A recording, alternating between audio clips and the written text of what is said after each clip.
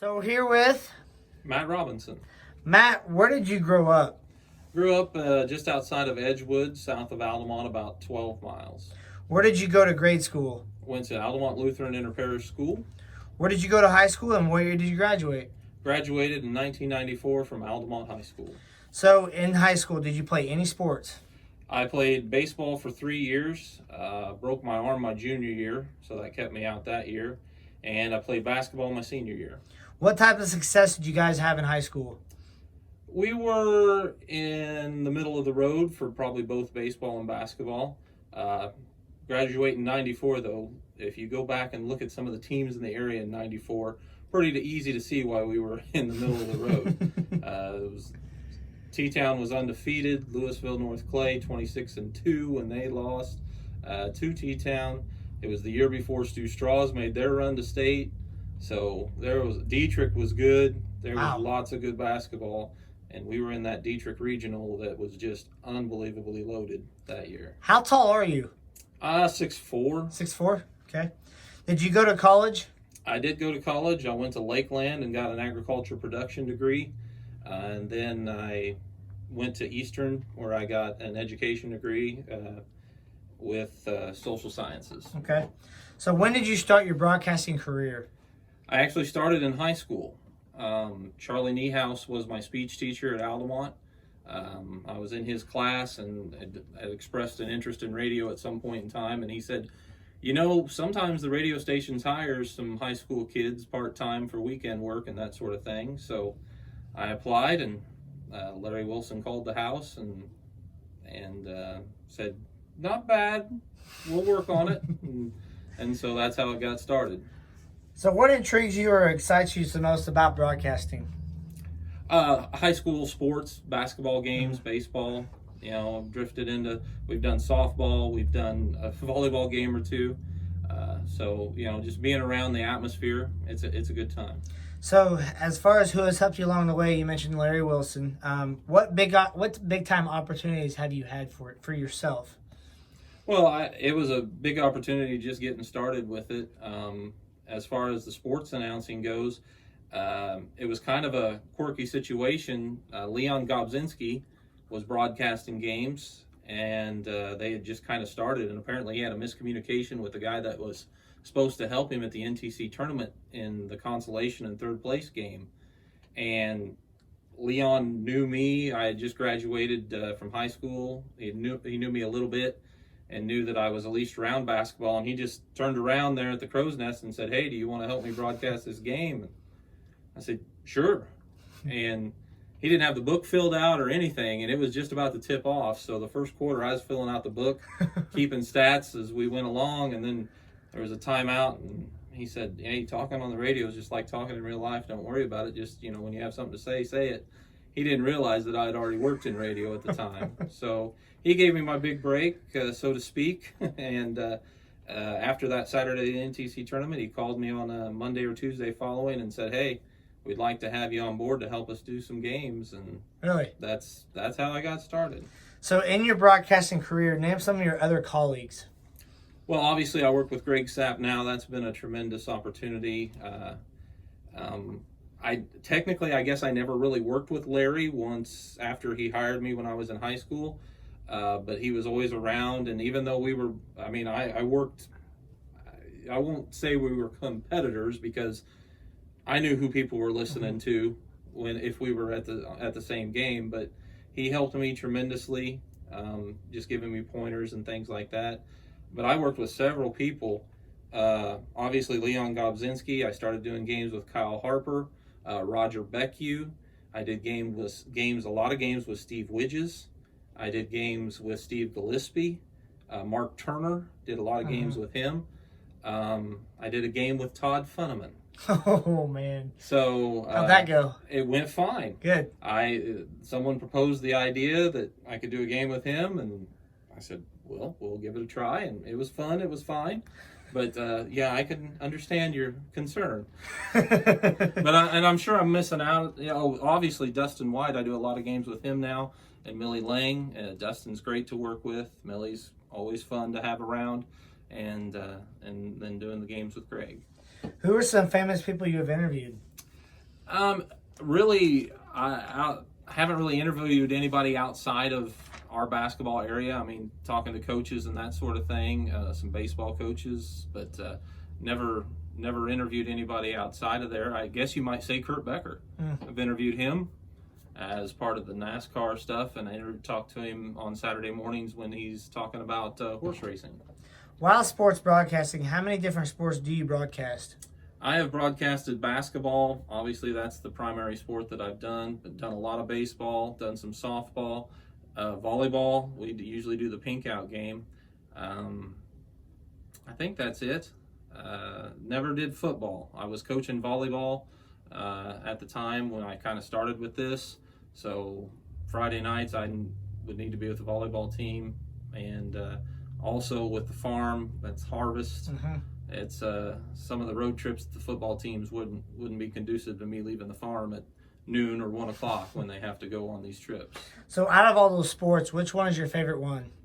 Basketball is probably my favorite game to broadcast. It's probably my favorite game, with baseball as a close second. I love softball too.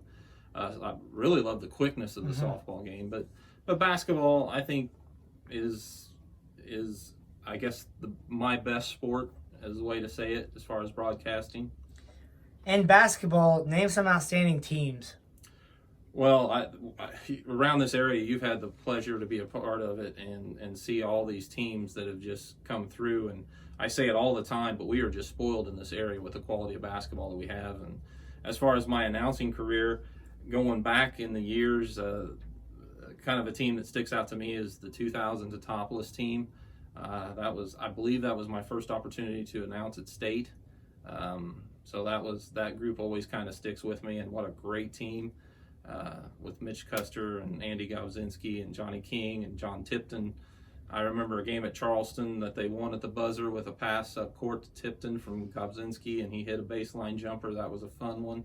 I was right on the court at EIU there, so that was a great game. And those guys played at Newton. I don't know if it was 2000, maybe the year before, or they played against Newton at Bridgeport Red Hill in a sectional championship that went into overtime. And T-Town held the ball for the entire overtime, took a shot, didn't make it, held the ball, won the tip again with the second overtime, and held the ball and made the shot that time, and that propelled them on to the Supers. So those, but my goodness, teams that I've been able to broadcast, let's see, one of the funnest ones for me, obviously, was the 2014 Altamont Girls State Championship team.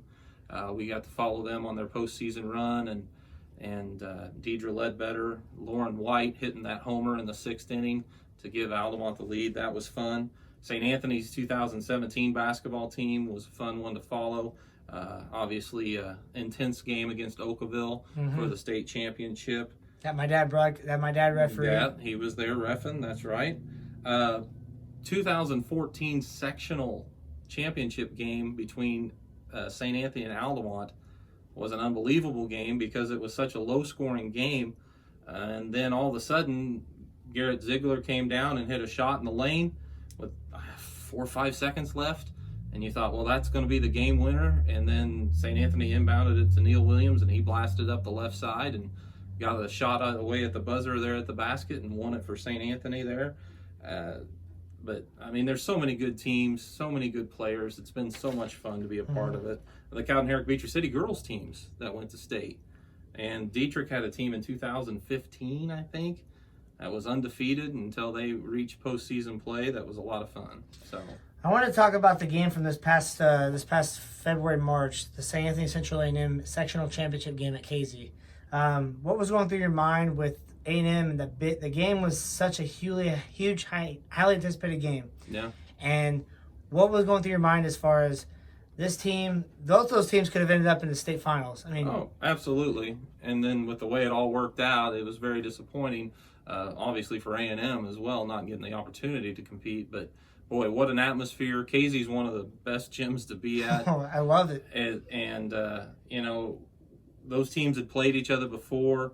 And so there wasn't a lot of secrets between them, so it was just a lot of fun. Great atmosphere, a great battle, and you talk about great teams. There's a couple of them there, and especially, I mean, that team from Central A&M through the about a 3-year run was just incredible. Yeah. And so, you get to see kids and athletes like that play. That's a lot of fun for me. You may not see another play like that for A&M for Connor Heaton. He's all area player up in the Decatur area, I believe, for 3 straight years, and and just you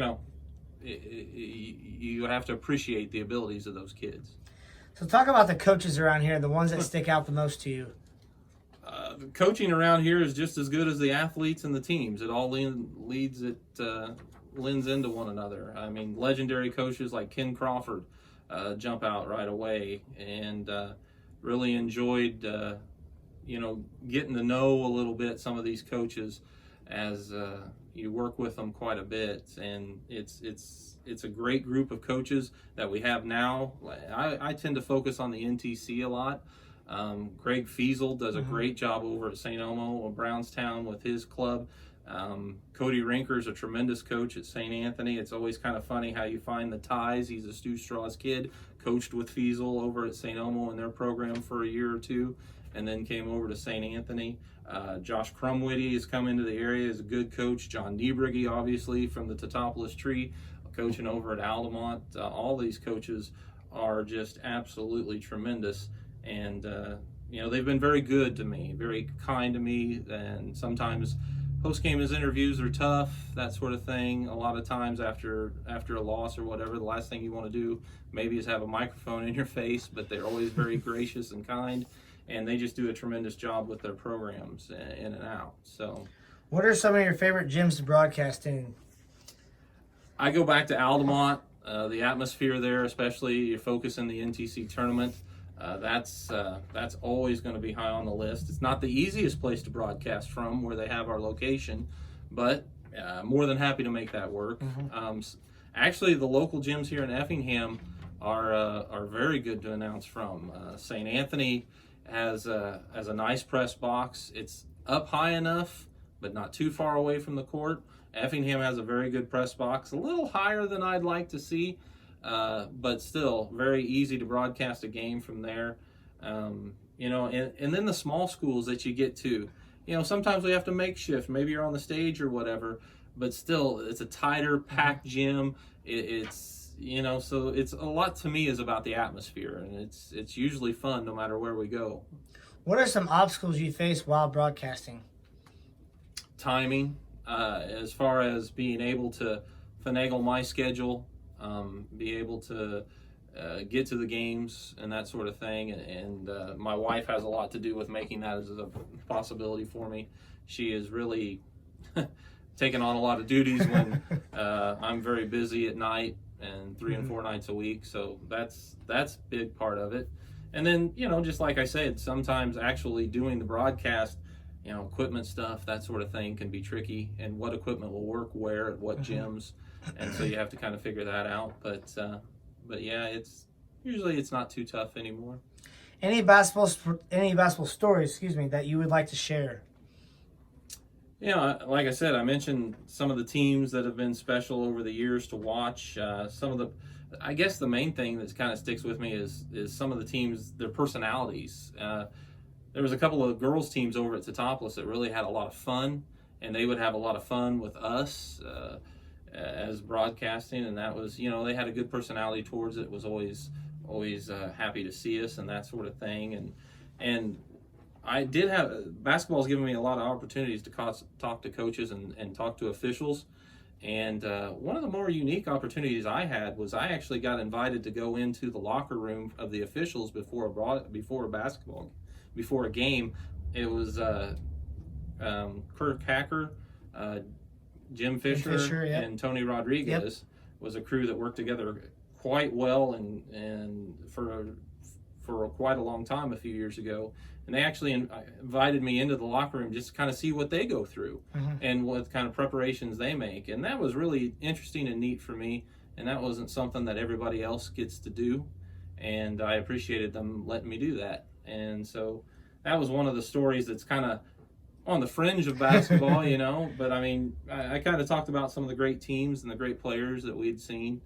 And, NTC championship night is just always one of those things that you look forward to. It's always a packed gym. It's always a lot of fun, no matter who's in it. All right, Matt. So I wanted to ask you about this. So for the baseball standpoint, how do you broadcast games and try to watch your son Mason play as a sophomore in high school? Yeah, he's been playing a little bit of varsity ball last year and then this year as well. It's a unique situation. I think it's happened 4 or 5 times now. Uh, Last year it was the very first game I did was a little different, but I broadcasted games that my sister played in high school basketball. So I kind of had a little bit of a feeling as how that would work. It's a little different when it's your own kid, and but it's one of those things that it's. I try to just do what I always do with a broadcast: be straightforward, kind of stay out of the way of the game, just present the game to the listener, and through the way I'm seeing it. What are some baseball stories that you would like to talk about? Well, baseball has just been tremendous over the years. You got to start with Totopolis and the runs that they've made to state. I actually, Coach Fleener and I were talking about this the other day. I was his first assistant coach when he was at T-Town. I was actually student teaching there for a semester, and that was his first semester there at T-Town, so I was his assistant, and he asked if I remembered the signs, and I didn't. So he's been fun to work with over the years. He's been a tremendous coach. Those teams have provided me a lot of memories at Super Sectional. I haven't broadcast very many games at State because of the timing of the actual Final Four games. With me working weekends at the radio, and it's usually farming, planting season. So that's been a little tricky to do those games, but and then you go to having the opportunity to announce players like Chad Green, Danny Winkler. Obviously they're pitching in the major leagues right now, and doing those City Series games. Those are always exciting because even if one team has got a 2-0 lead in the City Series already, it doesn't matter. That third game, they're still going to compete hard because they want to make sure that they get at least a win. And the other team's like, hey, we can sweep them. And it's a good, fun competition. The kids are competing hard to win, but they play together in the summer. They play together in all these other places. So it's almost like a brotherly thing when they're playing each other, and that's a great atmosphere. I wanted to ask one more question regarding basketball and baseball. Talk about the St. Anthony T-Town rivalry game. Oh, it's always a great game. It doesn't matter if one team's a little up or a little down. The level of competition is always going to be there, and it seems to, this T-Town team is really good this year, or this St. Anthony team is really good this year. It doesn't seem to matter. They're always going to play a competitive contest. It doesn't matter which gym it's in, and I'm starting to see Effingham and T-Town and Effingham St. Anthony kind of develop into that type of atmosphere too. And so it's really been fun to see the level of all the sports in the area coming up, because of if you want to win games, you're going to have to really be good. Yeah, absolutely. Since you started in radio, how has the broadcasting world changed? Oh, yeah, I've been at this for a while now. Technology obviously is advanced as far as the capability and what we can do. I would say the biggest difference and the biggest change for what we do right now is like at the NTC tournament, where we're able to add the live coverage.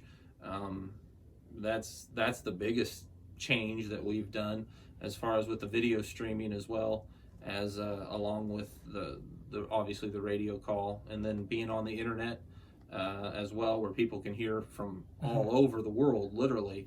And I really enjoy that aspect. It gives people a chance to get a taste of home, especially for those that are in the military, serving overseas, that sort of thing.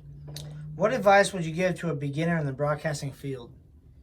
As far as in the sports broadcasting, I would say the same thing that Larry Wilson told me when I was doing games kind of opposite of him. He'd say, you got to give the score more often.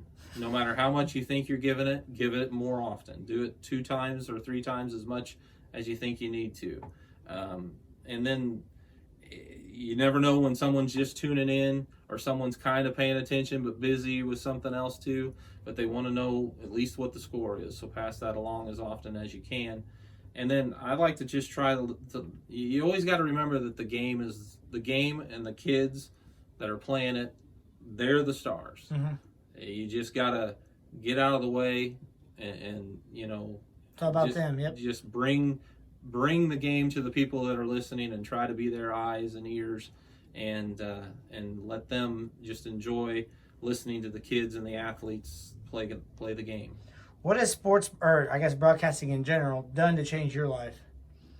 It's given me an outlet to meet a lot of great people and become friends with a lot of folks that I probably never would have had the opportunity to do that. Like I said, Justin Fleener, Chris Fleener. I had a relationship with the Fleeners prior to coaching and the announcing relationship, but still, that sort of thing. I mean, and just getting to know people and people that, coming up and talking to me, saying hi, that sort of thing, and asking me, what I think about this team or that team and what I'm looking forward to. It's created a nice. It's nice for me to. Mm-hmm. I really enjoy that aspect. If you weren't broadcasting, Matt, what would you have done? Well, and this is kind of something in the community that I don't know that people understand. Because I do work a lot on the weekends and fill in here at the station. A lot of people think I'm full time, Mm-hmm. and for whatever reason, that's not worked out for me. But I farm with my father, and I would assume that's what I would be doing. I enjoy that very much, and it's one of the things that I'm passionate about as well. So, in closing, I have a final question for you, and that would be, what is something that you would like the listeners to know, or just something you want to share that we didn't talk about? I think the listeners need to know, or would be interested to know, that just the time it takes to actually do a broadcast and do it correctly. You get there early, you talk to the coaches, you stay late, and like I said, the coaches are genuinely very, very generous with their time after the games and that sort of thing, and I really appreciate that. But while you're raising a family and trying to do these games and stuff like that at night, my wife has again been so lenient maybe with me and allowing me to do these things and be a part of the sports announcing community and that sort of thing. And my kids too. I mean, they've sacrificed. I've missed events that they've been participating in to announce games and that sort of thing. So that's a bit of a challenge, but you make it work. Matt, I really appreciate hearing your story. I appreciate your time and allowing me to talk with you. This is Matt Robinson, works for Premier Broadcasting. We are currently in the KJ Country Studios. Matt, thank you very much. Thank you, Tyler.